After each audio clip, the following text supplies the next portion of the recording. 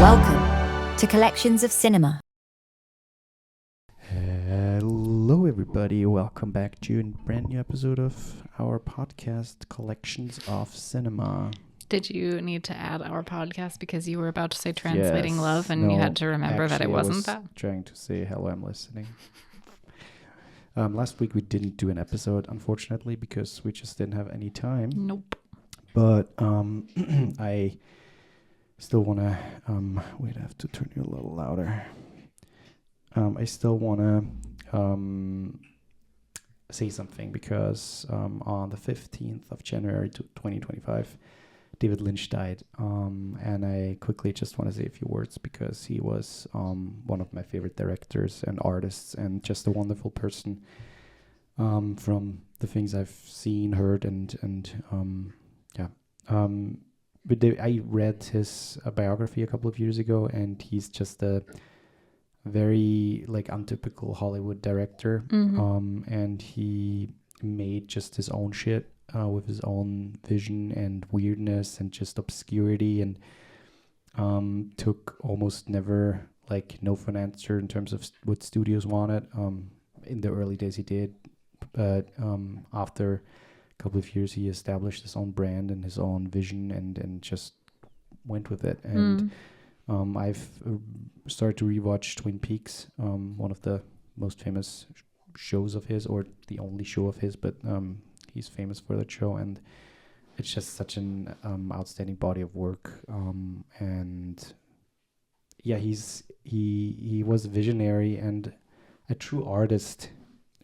He never went with the typical movie things. He always went out of the boundaries. He pushed the boundaries. He tried to surprise the people. He left you questioning after watching his stuff. He never fully committed to explaining everything. In fact, he did the opposite. He gave you so many riddles to solve yourself, and even after that there are so many things left open in his things. And he was a tremendous guy and such a fun cool dude. His last thing he did officially was the Fabelmans. He had a cameo role in Steven Spielberg's movie, which is so the last thing he really did was a Steven Spielberg movie, which in fact it's just so cool. And there's so many movies that are so good and weird, and The Elephant Man, Blue Velvet, but all of them. Lost Highway, Straight Story is a very, very sweet movie. It's on Disney Plus. And of course, Twin Peaks, if you have not seen it, it's, I can highly recommend it. Yeah, I just wanted to quickly shout out David Lynch. And I hope that none of you can hear Bean in the background with his Kong, because it's so gross, the sound that he's making. Yeah. So, since the Oscars are upon us, we chose a movie that is not nominated for any Oscar. Came out last year, and which is an outrage, quite honestly. Yeah, and I'm still outrage. Shocked. So the movie is Challengers, came out 2024 by Luca Guadagnino, directed by Luca Guadagnino, written by Justin Kurtzkris. I don't even know how to pronounce that name. And he funny enough, we just did Queer. Oh, Queer. Yeah, Queer. That was the other movie that we just did, the best movie of the week one. And it's based on it's not based on it. No, it's actually an original. That's cool. Yeah. And it says here it's a romantic sports drama. Yeah, no. I would say so. That fits. Romantic though. Yeah, totally. I would even say it's all about her. Yeah, I guess so. Yeah.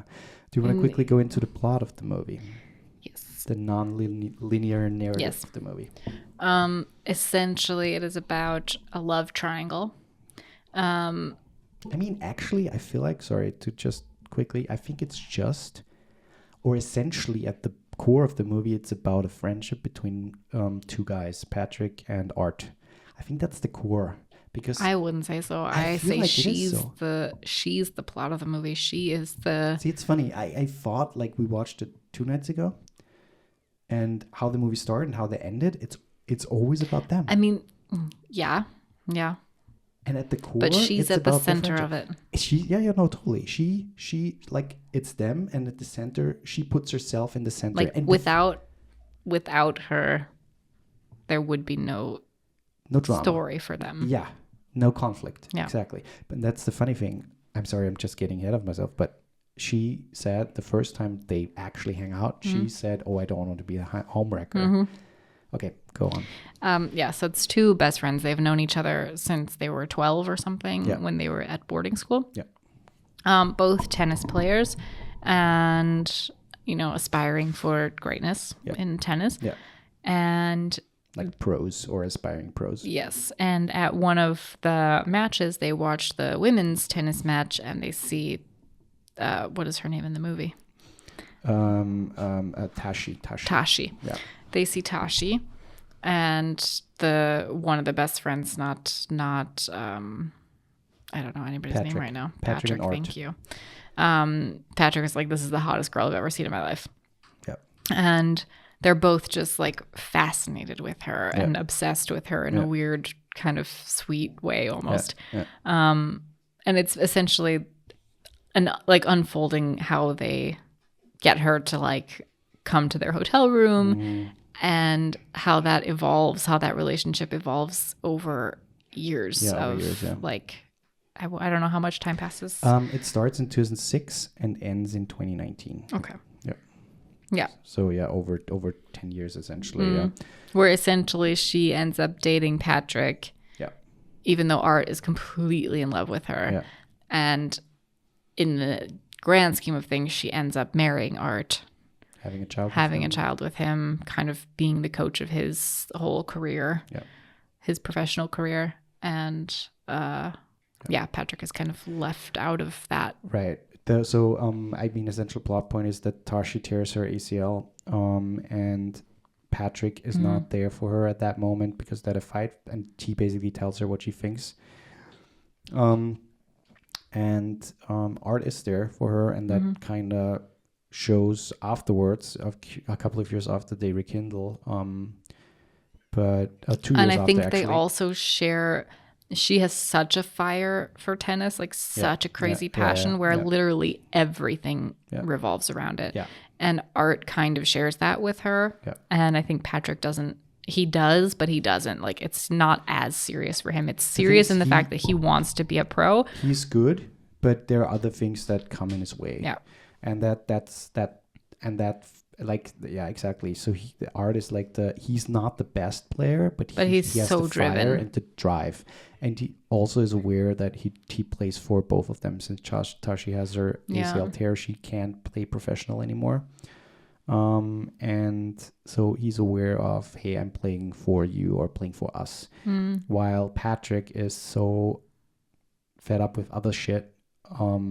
We don't really know why or what, but he's not. He has the capacity or the capabilities of being a pro, but he is lacking the drive. Exactly how do you say that? Yeah. And so, essentially, it's always about their friendship, but at some point there's the falling out. With Tashi tearing her ACL, and after years where Art is already like famous for like being a really good pro in his own league. And they have like, ad deals and shit. They play again at this, like he's a wild card at this. At a challenger, at a meet. Right, a career grand slam. And that's where they play again. And so basically the movie unfolds, like it starts with that. And then it goes back in time and tells the story once, like how we just said it. Yeah. Yep. And it ends again with them playing in their last set. And it's a wonderful movie because it's first of all, it's a full circle. So they're best friends. They fall apart. They don't see each other for years. They kind of hate each other, or don't like each other for many reasons. And then at the end, it's so cool because Patrick basically gives him the sign that, hey, I slept with Tashi again. And that rekindles the fire in his like, oh shit, there's I mean, Art is essentially at the end of his career. He wants to retire. Yeah. And so he doesn't have much of the drive left that he had leading up to it. Yeah. And he's kind of just done. He's like, I'm still going to try. I'm still going to, try to win this thing. Yeah. But I think the US Open, is that what it's called? Yeah. He wants to still win the Open, but he is like, even if I win, I'm done. Like, I want to retire. Yeah. And so being this wild card at this challenger being paired with Patrick, who he's never beaten. Patrick has always beaten him. Yeah. It kind of gives him the sense of like, I mean, he said from the beginning when he talked to Patrick in the sauna at the one point, he was like, it doesn't matter if I lose to you because I'm still better and I'm that's where you live, like at this really shitty course. I'm passing through and this is just I'm stopping by as a wild card and then leaving again for where the actual good winning or losing in this particular match doesn't matter. But it's so cool because the final moment once he tells him that he slept with Tashi, it intensifies and all of a sudden it rekindles for both of them. There's like a stake. Yeah. At the first game they played, where basically she said, "Okay, we play against each other, and the winner gets her number." Mm-hmm. So that's how they laid it out. And so this is the full circle moment again, where Art essentially wants to show him, "Oh fuck, I lost her again, more or less, but I'm not going to lose this thing because it's very important all of a sudden." And the final shot is so fucking good. He lunges over the net, tries to get the ball, and falls into his arms, and they hug it out. And it's a really sweet ending. It's such a good ending. I mean, Luca is just so. I just love Luca so much. He's so he puts thought into everything, like camera, music, score. But he makes you, in every movie I've seen of his, he makes you so quickly fall in love with all of the characters. Yeah. Like, you love the characters. Even though I have to say, I don't like Zendaya's character. I love her. But I feel like she's like this very ambivalent character where you also are supposed to don't like her. Because the thing is, she knows what she wants and she goes after it. And she also is, she's not happy with Art. At least that's what we see in the movie. She's not the happiest with Art. He tells her, "I love you," and she's like, "I know." The thing she gives all those signs. I agree and I disagree. No, I know, because I think not fully. I think that she is happy with him. I think that she loves him, and she obviously loves her daughter. I think it's more there is this pent up resentment. There that the basis of their relationship is based on the fact that she can't play anymore, and it was her dream, and she had to give up her dream at a super young age, and then coached him. I mean, it was years later that they rekindled, and she decided to coach him, but even so, the start of their relationship was also her accepting that this person from her past was going to be better than her. Yeah. And, totally. And have something that she can't have. That plays all into that and shows she's clearly happy with him, but she's happy with her. She's unhappy with herself, but that also goes into she's not happy with her life. And he being part of that, and he telling her, "Hey, I want to stop playing," and all that stuff. That's also that all plays into the whole stuff, and that's why she's written so well. Yeah. And Zendaya plays so fucking well in the movie. And that she didn't even get an Oscar nod is it's outrageous for me. Yeah. But the biggest outrage for me is the score. But wait, I just want to quickly go back to please. The fact that she's not supposed to be likable, but I don't think that that's true. I think that she plays a stereotypical character who normally would not be likable. But they still wrote her in a way that you really have a lot of empathy and sympathy for her, which is uncommon. It's untypical for characters that you're not supposed to like. Typically, if you're not supposed to like a character, you don't have that for them. You don't have empathy. You don't have sympathy. You're not sympathizing with their situation. The fact that she's she cheats on her husband and you still sympathize with her. Yes, that's powerful character writing. I totally agree. But I still think that she's a self-aware character. She basically gives away that she's a homewrecker between those two, and that's what she is. She basically is the reason why they fall apart. But it's not her fault because they both agree to the whole situation. And Patrick dates her even though he knows Art loves her and stuff like that, so it's not her fault, but at the same time she still does things that are not okay. So there are parts and bits that make her not likable, but at the same time, exactly what you're saying, she does it out of certain resentments, out of certain notions that are not in her control. And I think they did such a good job of writing her character from the beginning, like when they have the flashbacks, where you really get to know, like, oh, she's really fucking passionate. Like, this is all she thinks about. And I think without that, it would be different. I think you would feel differently about her. Like, you would like her much less if you didn't have that, if you didn't know her past. I want to quickly go, before we move on, I want to quickly go into the writing. So Justin was inspired to make a tennis film after watching the 2008 US Open matches between Serena Williams and Naomi Osaka, in which Williams was penalized for receiving coaching from sidelines. And he never heard of the rule and thought the fact that the player could not talk with such an important figure, so with the coach during the match, seemed cinematic. It seems like almost a made-up rule. So he observed, what if they really had to talk about something important that went on beyond tennis, something going on with your personality or being in a relationship or whatever. While doing research for a script, he read Andre Agassi's memoir Open, in which Agassi recounts his then coach Brad Gilbert entered him into a challenge event in Nevada. This served as an inspiration for Art's arc in the movie. Yeah, it's really interesting what went into the whole thought of writing a movie like that, because I'm not a huge tennis fan.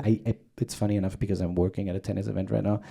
But the thing is, I like the sport because it's very fast paced and it's very tactical, and you can fastly see, even though you're not like a fan or whatever, who is the upper hand unless they're both really good. Mean, the amount of athleticism that tennis I was going to say braucht, like German mixing, that it needs is unbelievable. Yeah. No, it's crazy. And the movie's shot so well. Like they go in with a lot of typical tennis shots that you know from movies, but then from actual games, like from US Open or Australian Open or whatever. And then they go beyond, like they push into really cool zooms and cinematic stuff. And at the end, like the last match, the last scene, essentially they do like a POV shot of the ball. They do like a bottom up shot onto the field, like they play on a glass field and they just film up. It's so fucking cool. Yeah, it's really cool. But I going back to the beginning when I said I agree that it's like a sports drama or whatever, I actually disagree with that now, because it's a drama, it's a love story, it's a friendship story, but sports is kind of like it takes a back seat. I feel a little bit like it's there as a centerpiece, but it also takes a back seat in the story. Like I feel like the sport is not like you don't have to like sports movies to watch this movie and enjoy it. The sport is not a character, but the sport is just at the storyteller. Yeah. The sport, and as I just was saying, the sport is what connects all of them. Right, and also what's going on in their lives right now. They play the sport without being able to say what they're feeling, and you get that. Yeah. And that brings me to the next point, is the music. Yeah, music is so the music was made by Trent Reznor and Atticus Ross, and fuck me, that score is fucking insane. Atticus, that's a cool name. Trent Reznor and Atticus Ross are known for 9 Inch Nails, and they did a lot of movies already with Luca, Free now, and they took inspiration from techno music and Berlin techno and 90s rave music, and the music or the score in that movie is its own character. Absolutely. Like I feel like it elevates the whole tension of the scenes. It's so intentional and it's so like loud and in your face. Yeah. Whereas, a lot of times music is more in the background. I would say with the exception of like a Nolan film or something. But even more so than in a Nolan film, it's so loud. Yeah. It's just there. And it's sometimes almost difficult to hear what they're saying when the music comes in, because it's just like, I'm here. And it's so well done. And it really comes in at exactly the right moment and makes the scene sometimes so tense where you're like on edge almost all of a sudden. Like you feel what they would be feeling. Like if they're starting to get angry with each other, you feel it. Like I'm pissed off at this right now. That brings me to a big point. If you watch the movie, watch it loud. Yes. Like watch it with either big speakers or watch it with good headphones, because the movie lives a lot through the music, through the score. And I think the music is not predictable, like when it comes in. No, it's like not. It's surprising every time. Yeah. Every time the music starts, it's surprising that there's music. Yeah. So I got this Blu-ray from Italy, because sadly we don't have a Blu-ray release yet here in the German-speaking area, which is outrageous. It's actually Italian. Yeah. Mm-hmm. And it's kind of sad that we don't have that. So again, highly recommend the movie if you have not seen it. It's a very approachable Guadagnino. It's not super like queer. It's not like super experimental and weird. It goes straight line, but it's just great. It's a great movie. But it's still so very Luca. I feel like it's very much his style and his. It is. Yeah, and I love him so much. I know I've said that before, but he's, I think, as of late, my favorite director. He's one of my favorites too. Yeah. Okay, let's go to movie of the week. Movie of the week. That was nice. Okay, we watched a ton of movies actually, because since we didn't do one last week, so I'm trying to figure out where. Okay, let's do it here. We watched Sing Sing, Nosferatu, Demolition, and Spider-Man, the Tobey Maguire. I mean, obviously, Spider-Man. I'm some sort of a scientist myself. No. I missed the part where that's my problem. I would do Sing Sing for sure. Me too. Sing Sing, I had it on my agenda, or I had it on my list of I want to see that movie, but I didn't really know what it was about. I didn't really know the background of the production and the real life events that occurred that led to that movie. And so essentially Sing Sing is a program called Sing Sing in the US in the prisons, where people... No, Sing Sing is the prison. No, Sing Sing is the... No, Sing Sing is the prison. Yes. No, Sing Sing is the prison. The prison is called Sing Sing. No. Watch, he's about to be proved wrong. Watch. Sing Sing prison. Yeah. Oh, yeah. But the program is also called Sing Sing. No, the program is called something else. Wait. I'm sorry.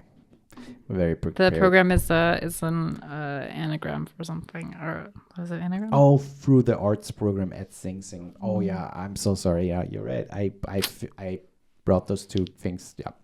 So Sing Sing is the prison where through the arts program of rehabilitating inmates is performed or is held. And that's what isn't it like rehabilitation through art or something like that? Rehabilitation through the arts program. Yeah. And it's essentially that's what it is. It's essentially a movie about inmates who are able to choose like this program where they learn how to deal with their emotions, to deal with arts, and through arts dealing with their trauma, their past. Acting, yeah. Acting, singing, whatever. Yeah, it's not only acting. Yeah, but it's plays, it's productions. Right. Mm-hmm. And so the amazing thing about this movie is they're real, like they're ex-prison inmates in there that actually were part of the program. Yeah. And it's fucking insane. And so none of the people are really like actors. No, you know, like it's only three of them. And so the majority of the cast is literally just people who were actually it's not the majority, but it's free. I would say the majority. It's 3 of them. I mean, there are like 10 or 12 people in the program, and 3 of them are alumni of that program. Only 3 of them. I thought all of them. No, it's 3 of them. Okay. Yeah. Yeah, and the story is heavily inspired by them. One of them was in there for what was it, over 20 years or something, 25 years almost, on false charges, and he got released a couple of years ago, actually, like 2023 was it, or 2022? Mm-hmm. I'm paraphrasing right now, and yeah, it's a very sweet small indie movie that essentially highlights some very good stuff that happens in the prison system, while inmates can actually, I think that's the most powerful part about the movie, actually deal with their resentment, anger issues, stuff that makes them maybe dangerous or potentially dangerous because they never learned how to deal with that stuff. And also through the arts, recognize maybe certain behaviors that are not right anymore, like be more reflective about certain behaviors and stuff like that. And it's a very, very cool, thought-provoking, sweet movie that I would highly recommend. You flipped that though too. It's 13 of the men were incarcerated men. Okay. So, save for a few professional actors, including Paul Ratchie, Coleman Domingo. The movie's cast is made up almost entirely of formerly incarcerated men. I'm sorry, then I flipped it too. Okay, that's even. But more. That's what made it so like it stood out to me so much because that's even more amazing. Yeah. That's really fucking cool. Yeah, it was shot over 19 days. That alone is crazy. 19 days. Yeah, across numerous decommissioned correctional facilities. Woof. Yeah, it's very good. Yeah. It's very, very good. Yeah, yeah, it's a very sweet movie. It was filmed on 16 millimeters, and it shows the look is very distinctive, and it's a very sweet movie. Go see it if you can see it at the theater. Go see it at the theater. Yep. Movies like that need to be supported. And I hope it wins some Oscars. Honestly. Is it nominated? I don't even know. I don't know. Yeah, it is. Yeah. That's it. Yeah. If you want to support us, head over to our Patreon. It's in the link. Please subscribe everywhere, YouTube, Spotify, Apple, wherever. Please like the podcast if you can like it on YouTube. Or wherever. Yeah. And if you want to reach us, you reach us on Blue Sky or on our website. You can also put in on our website a movie. If you want to choose a movie, you can put it in there. There's like a number picker, and then we do that movie the next time and give you a shout out. Yeah. That's it. That's it. Goodbye. Goodbye.